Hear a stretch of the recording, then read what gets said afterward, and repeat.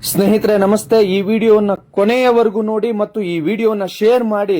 ನಿನ್ನೆ 60ಕ್ಕೂ ಹೆಚ್ಚು ಗೋವುಗಳನ್ನು ರಕ್ಷಣೆ ಮಾಡಿ ಗೋಶಾಲೆಗೆ ಬಿಟ್ಟಂತ ಕಿತ್ತೂರಿನ ಹಿಂದೂ ಕಾರ್ಯಕರ್ತರ ಈ ಒಂದು ಮಿಂಚಿನ ಕಾರ್ಯಾಚರಣೆಗೆ ನಿಮ್ಮೆಲ್ಲರ ಬೆಂಬಲವನ್ನು ಕೊಡಿ. ಸ್ನೇಹಿತರೆ, ನಿಮ್ಮೆಲ್ಲರ ಬೆಂಬಲ ಕೊನೆಯವರೆಗೂ ಇರಬೇಕು. ಇಂತಹ ಹೋರಾಟಗಳು ನಮ್ಮ ಸಮಾಜದ ಧಾರ್ಮಿಕ ನಂಬಿಕೆಯನ್ನ, ನಮ್ಮ ಅಸ್ಮಿತೆಯನ್ನ, ಈ ಭೂಮಿಯ ಪವಿತ್ರ ಧರ್ಮವನ್ನ ರಕ್ಷಣೆ ಮಾಡಲಿಕ್ಕೆ ನಿಂತ ಎಲ್ಲ ಹೋರಾಟಗಾರರಿಗೂ ಕೊನೆಯವರೆಗೂ ನಿಮ್ಮೆಲ್ಲರ ಬೆಂಬಲ ಇರಬೇಕು. ಸ್ನೇಹಿತರೆ, ಈ ವಿಡಿಯೋನ ಶೇರ್ ಮಾಡಿ, ಅವರಿಗೆ ಬೆಂಬಲ ನೀಡಿ.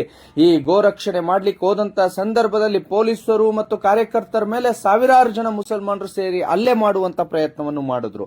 ಆದ್ರೆ ಅದ್ಯಾವುದಕ್ಕೂ ಕೂಡ ಕುಗ್ಗದೆ ಜಗ್ಗದೆ ಆ ಹಿಂದೂ ಕಾರ್ಯಕರ್ತರು, ಕಿತ್ತೂರಿನ ಹಿಂದೂ ಕಾರ್ಯಕರ್ತರು ತಮ್ಮ ಜೀವವನ್ನು ಬೇಕಾದ್ರೂ ಕೊಡ್ತೇವೆ, ಆದ್ರೆ ಗೋ ಹತ್ಯೆ ಮಾಡೋದನ್ನು ಮಾತ್ರ ನಾವು ನೋಡ್ಕೊಂಡು ಸುಮ್ಮನೆ ಇರ್ಲಿಕ್ಕೆ ಸಾಧ್ಯ ಇಲ್ಲ. ಅದನ್ನ ಪ್ರಶ್ನೆ ಮಾಡ್ತೇವೆ. ನಮ್ಮ ಸಮಾಜ ಜೀವಂತವಾಗಿದೆ, ಹಿಂದೂ ಸಮಾಜ ಸತ್ತಿಲ್ಲ, ಬದುಕಿದೆ ಅನ್ನೋದನ್ನ ತೋರಿಸಿಕೊಟ್ಟಿದ್ದಾರೆ.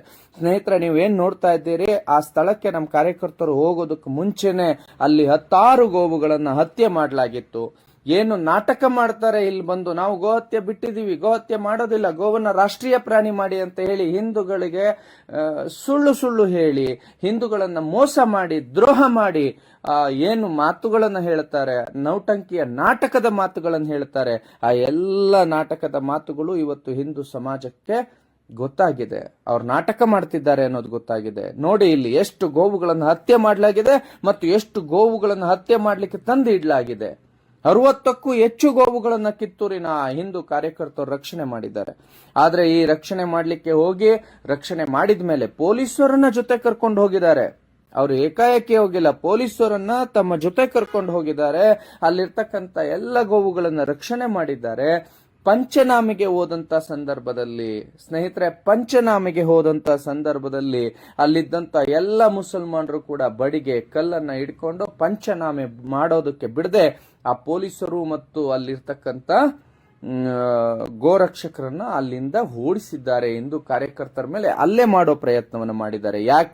ಯಾಕೆ ಅಂತ ಅಂದ್ರೆ, ಅವರು ಗೋರಕ್ಷಣೆಯನ್ನ ಮಾಡ್ಲಿಕ್ಕೆ ಬಂದಿದ್ರು. ಕರ್ನಾಟಕದಲ್ಲಿರ್ತಕ್ಕಂಥ ಕಾನೂನು ಮತ್ತು ಸಂವಿಧಾನವನ್ನ ಪಾಲಿಸಿ ಅಂತ ಹೇಳಲಿಕ್ಕೆ ಬಂದಿದ್ರು. ಹಾಗೆ ಹೇಳುವಾಗಲೇ ಆ ಪೊಲೀಸ್ನವ್ರ ಮೇಲೆ ಈ ಮಟ್ಟದ ಹಲ್ಲೆ ಮಾಡುವ ಪ್ರಯತ್ನವನ್ನ ಮಾಡ್ತಾರೆ ಇವರೆಲ್ಲ ಸೇರಿ ಅನ್ನೋದಾದ್ರೆ, ನಾಳೆ ನಮ್ಮ ಮನೆಯ ಹೆಣ್ಣು ಮಕ್ಕಳ ಪರಿಸ್ಥಿತಿ ಏನು?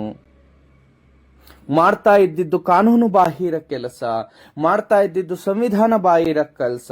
ಅದನ್ನ ಪೊಲೀಸ್ನವರು ತಡಿಲಿಕ್ಕೆ ಹೋದಾಗ ಅವ್ರ ಮೇಲೆ ಇಷ್ಟು ಜನ ಮುಗಿ ಬೀಳ್ತಾರೆ, ಕಲ್ಲು ದೊಣ್ಣೆಗಳನ್ನ ಇಟ್ಕೊಂಡು ಅವ್ರಗಳನ್ನ ಊರೊಳಗಡೆ ಬರಬೇಡಿ ಅಂತ ಆಚೆ ತಳ್ತಾರೆ ಅನ್ನೋದಾದ್ರೆ, ನಾಳೆ ಇವರು ಹೆಚ್ಚು ಇರುವ ಪ್ರದೇಶಗಳಲ್ಲಿ ಕಾನೂನು ಬಾಹಿರ ಕೃತ್ಯ ನಡೆದ್ರೆ ಯಾರಿಗೆ ಹೋಗಿ ತಡೆಯುವ ತಾಕತ್ತಿದೆ?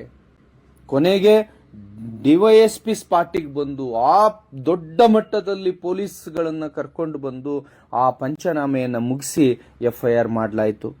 ಆದ್ರೆ ಸ್ನೇಹಿತರೆ, ನಾನು ನಿಮ್ಮೆಲ್ಲರಿಗೂ ಕೇಳ್ತಾ ಇರೋದು, ಜಾಗೃತರಾಗಿ ಈ ವಿಡಿಯೋನ ಹೆಚ್ಚು ಶೇರ್ ಮಾಡಿ.